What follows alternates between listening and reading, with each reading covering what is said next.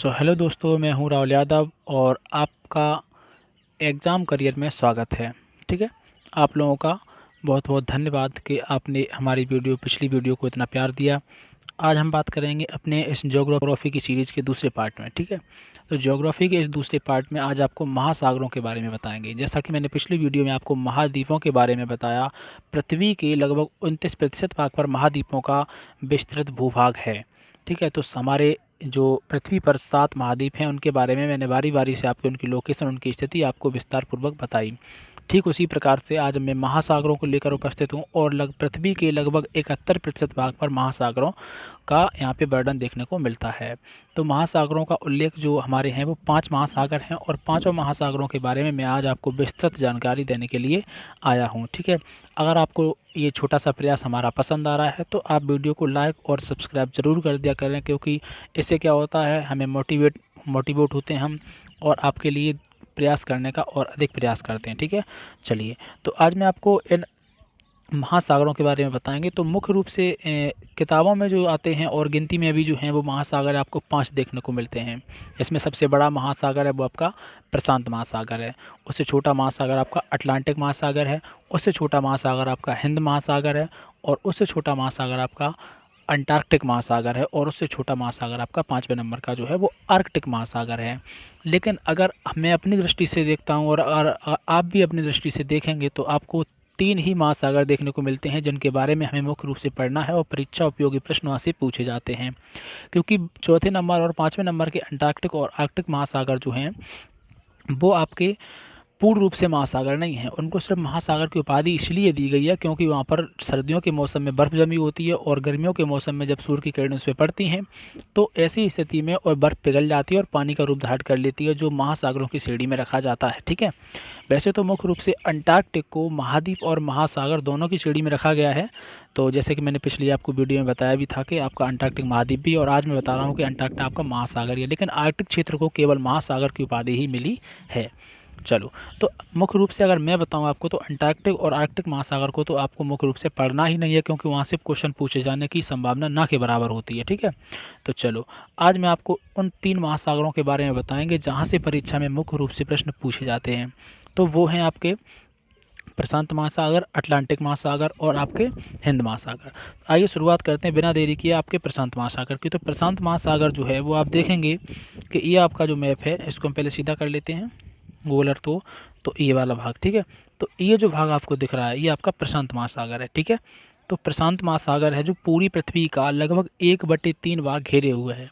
मतलब कि 1/3 भाग पृथ्वी का जो भी, मतलब कि अगर पृथ्वी को 100% मान लिया जाए तो 1/3 भाग यानी कि 70% लगभग भाग जो है वो दूसरे महासागरों में है और महाद्वीपों में है, और लगभग 30% भाग जो है वो अकेले ये प्रशांत महासागर ही घेरे हुए है। ठीक है, और अगर भिन्न की रूप से देखा जाए तो लगभग 1/3 भाग ये घेरे हुए हैं। ठीक है, चलो तो आज मैं बात करेंगे इस प्रशांत महासागर के बारे में। और इस प्रशांत महासागर की अगर विषुवत रेखा पर लंबाई यहाँ से यहाँ तक देखी जाए तो 16,000 किलोमीटर से भी अधिक देखने को मिलती है। ठीक है, ये आपका इम्पोर्टेंट क्वेश्चन है।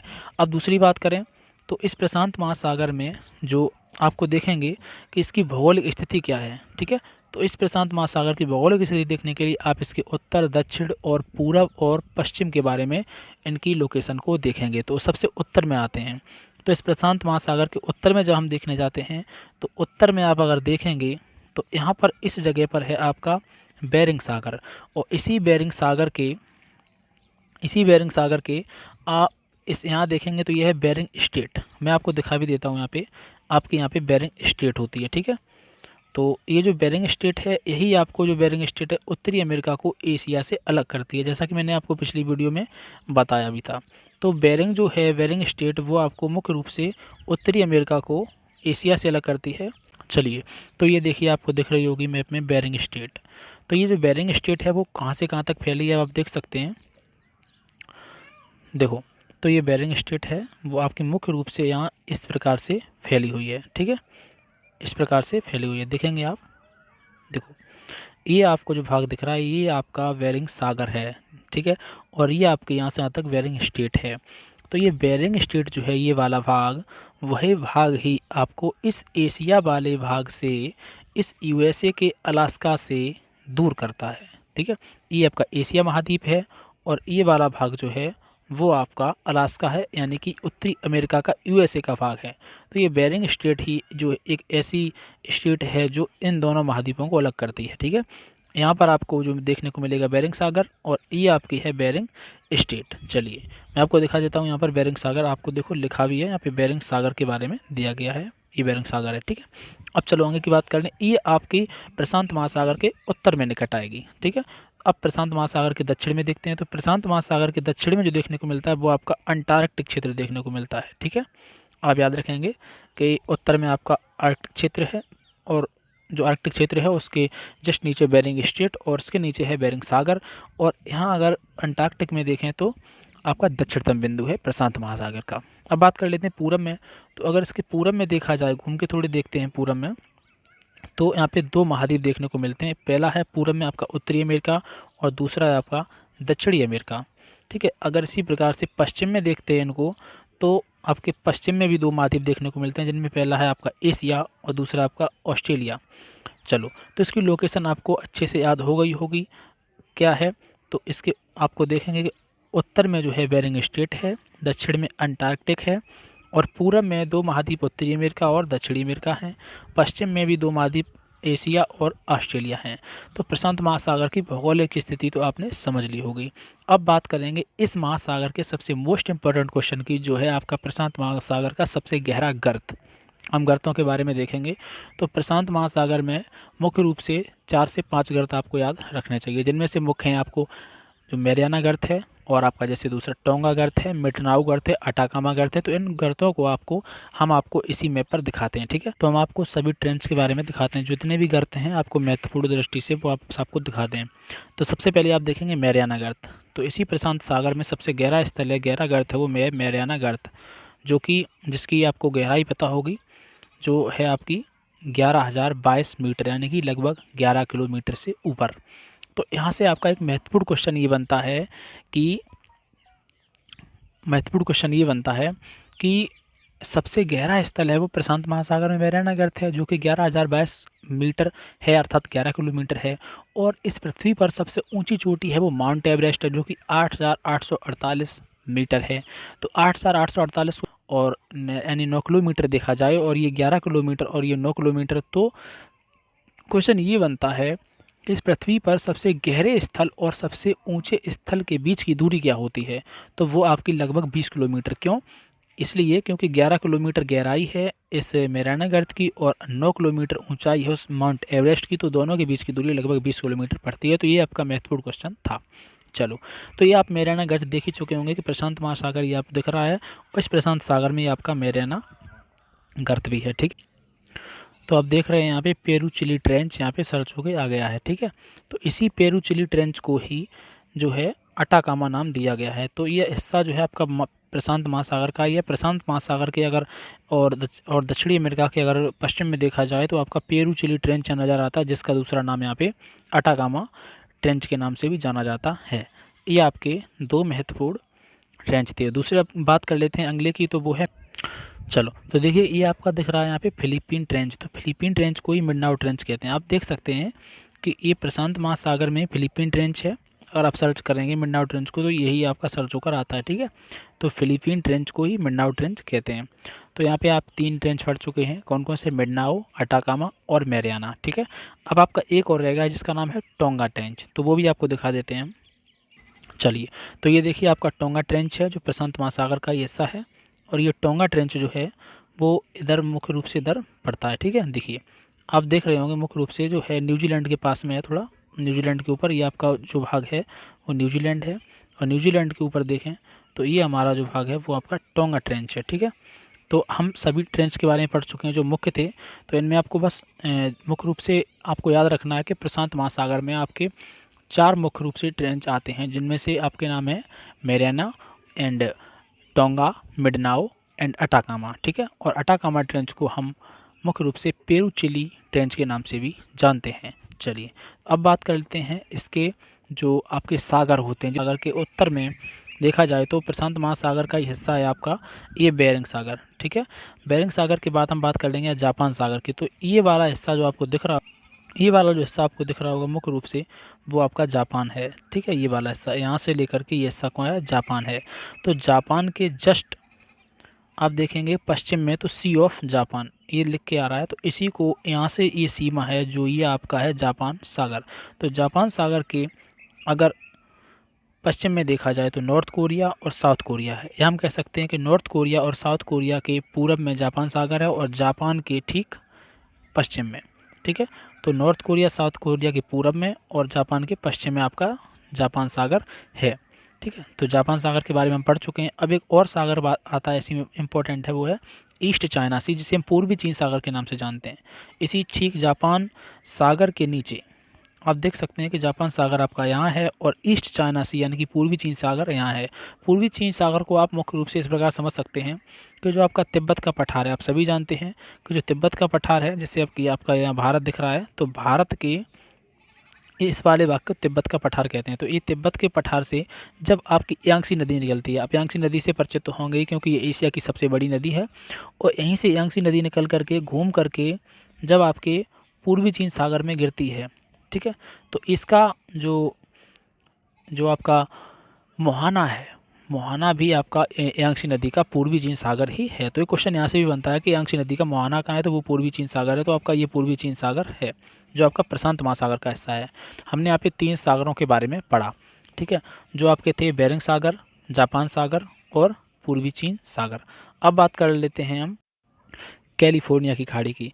तो कैलिफोर्निया की खाड़ी, देखो ये चीज़ें थी जो प्रशांत महासागर के ठीक पश्चिम में थी। अब बात कर लेते हैं पूरब में एकमात्र एक प्रसिद्ध स्थल है जो है कैलिफोर्निया की खाड़ी, जो उत्तरी अमेरिका का हिस्सा है।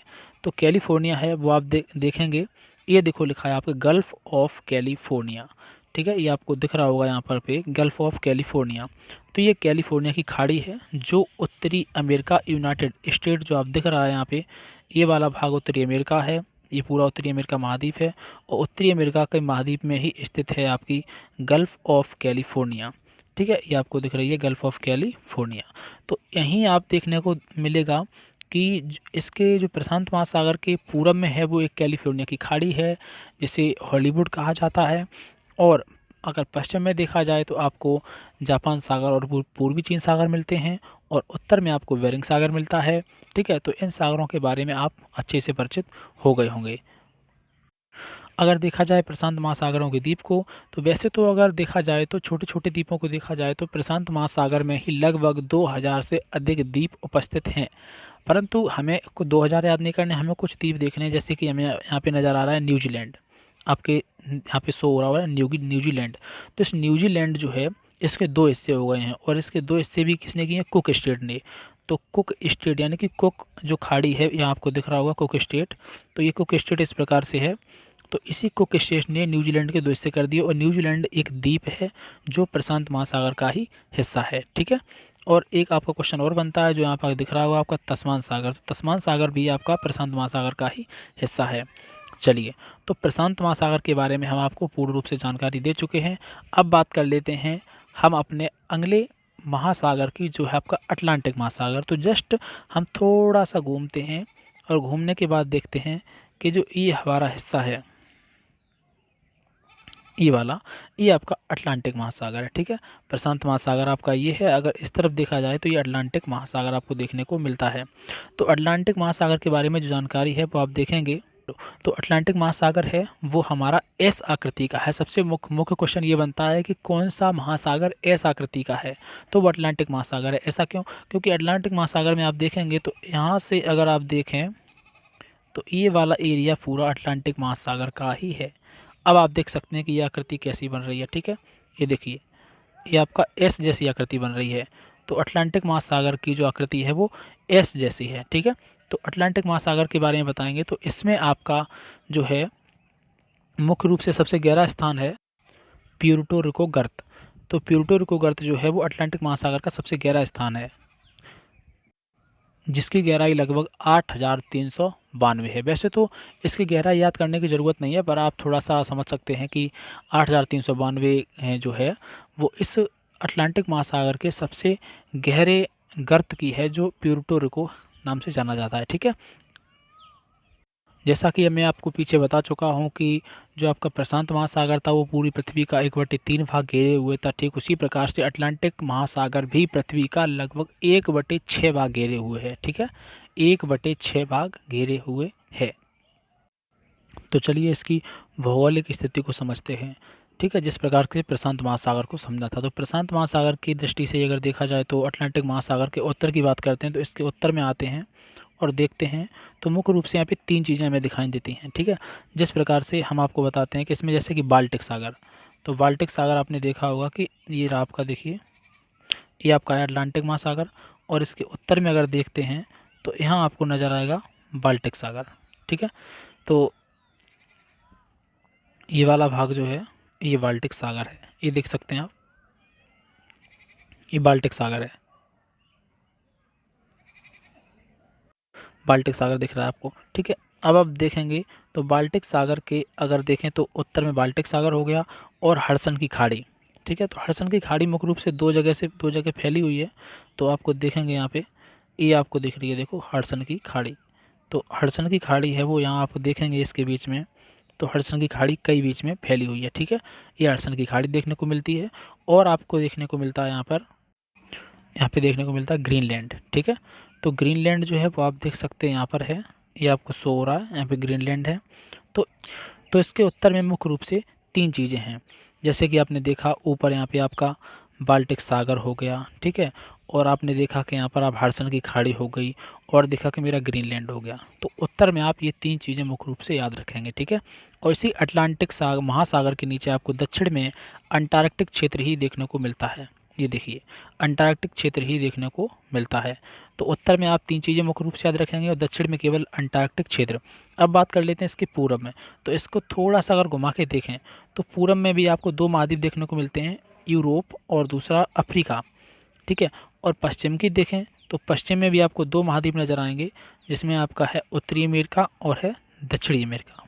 ठीक है, अब आप समझ सकते हैं कि किस प्रकार से इसकी भौगोलिक स्थिति है। तो अटलांटिक महासागर की भौगोलिक स्थिति आप अच्छे से समझ गए होंगे कि जो है आपका उत्तर में बाल्टिक सागर, ग्रीनलैंड, हडसन की खाड़ी है, और दक्षिण में देखा जाए तो अंटार्कटिका महाद्वीप है और अंटार्कटिक महासागर है। ठीक है, और पूरब में देखा जाए तो आपका यूरोप और अफ्रीका है, उत्तरी अमेरिका और दक्षिणी अमेरिका है। ठीक है, अब उम्मीद करते हैं आप समझ गए होंगे इसकी भौगोलिक स्थिति के बारे में। अब बात कर लेते हैं हम अपने द्वीपों के बारे में। तो जैसा कि आपको पता होगा, नाम सुना होगा बरमूडा ट्रायंगल। तो बरमूडा प्रवाल द्वीप के बारे में आपने सुना ही होगा, जहाँ पर अगर कोई भी जहाजी समुद्र या मतलब कि हेलीकॉप्टर या फिर कोई मतलब यहाँ के बरमूडा ट्रायंगल के आसपास के क्षेत्र में अगर कोई भी एक्टिविटीज, अगर कोई भी वैज्ञानिक या कोई व्यक्ति वहाँ पर जाता है तो बरमूडा ट्रायंगल अपनी तरफ खींच के उसी में दबोच के मार देता है। ठीक है, माना जाता है कि बरमूडा ट्रायंगल में आज तक जितने भी व्यक्ति गए हैं वो कोई भी वहाँ से लौटकर नहीं आया है, इसलिए वैज्ञानिकों ने इसका राज आज तक नहीं जान पाया है। ठीक है, कुछ लोग तो इस कहानी को हनुमान जी से जोड़ के बताते हैं, परंतु अगर वैज्ञानिक दृष्टि से देखा जाए तो रामायण की मान्यता तो नहीं मिलती है, तो वो कुछ लोग अपने अलग अलग मतों के अनुसार अलग अलग परामर्श देते हैं। ठीक है, तो बरमूडा ट्रायंगल इसी अटलांटिक महासागर का हिस्सा है, और इसमें आप याद रख सकते हैं त्रिस्ता दी काना, सेंट हेलेना और गोवा, ये सभी द्वीप आपके इसी अटलांटिक महासागर में उपस्थित हैं। यह महासागर 55 अंश उत्तरी अक्षांश के पास अधिक चौड़ा हो जाता है। ठीक है, जहाँ इसे टेलीग्राफिक पठार के नाम से पुकारा जाता है। ठीक है, टेलीग्राफिक पठार के नाम से पुकारा जाता है। अब इस महासागर की अगर महत्वपूर्ण तथ्यों की बात करें तो आप ऊपर से नीचे से सभी को देख सकते हैं। तो ऊपर में मैंने आपको दिखाया कि आपका किस प्रकार से यहाँ पर बाल्टिक सागर है, और बाल्टिक सागर के बाद आपका यहाँ पे मोस्ट इम्पोर्टेंट क्वेश्चन बनता है कि इसके उत्तर में क्या है, तो वो ग्रीनलैंड एरिया है। और अगर मैं देखूँ तो इसमें आपको हडसन की खाड़ी नज़र आती है। ठीक है, तो हडसन की खाड़ी के बाद अगर मैं देखूँ तो इसमें आपको मुख्य जो मोस्ट इम्पोर्टेंट क्वेश्चन है कि गल्फ़ ऑफ मैक्सिको, आप देख रहे होंगे ये गल्फ़ ऑफ मैक्सिको अटलांटिक महासागर का ही हिस्सा है। उत्तरी अमेरिका के जस्ट नीचे जो आपको भाग दिख रहा है ये गल्फ़ ऑफ मैक्सिको, क्योंकि ये वाला जो भाग है ये तो आपका प्रशांत महासागर है, और ये वाला भाग है ये आपका अटलांटिक महासागर है। ठीक है, तो प्रश्न ये बनता है कि ये जो बीच में आपको दिख रहा है ये एरिया, ये किस महासागर में रखा जाएगा। ठीक है, तो ये आपका जो है ये आपका रखा जाता है अटलांटिक महासागर में, ठीक है। क्योंकि इसका जो पानी है वो आप देखेंगे कि इसमें बीच में ये खुला है, तो पानी इसका जो है वो यहाँ से इसमें एंटर करता है।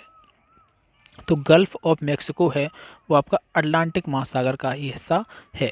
और दूसरी बात कर लेते हैं यहाँ पे एक दूसरे तथ्य की, तो वो है आपका यहाँ पर कैरिबियन सागर।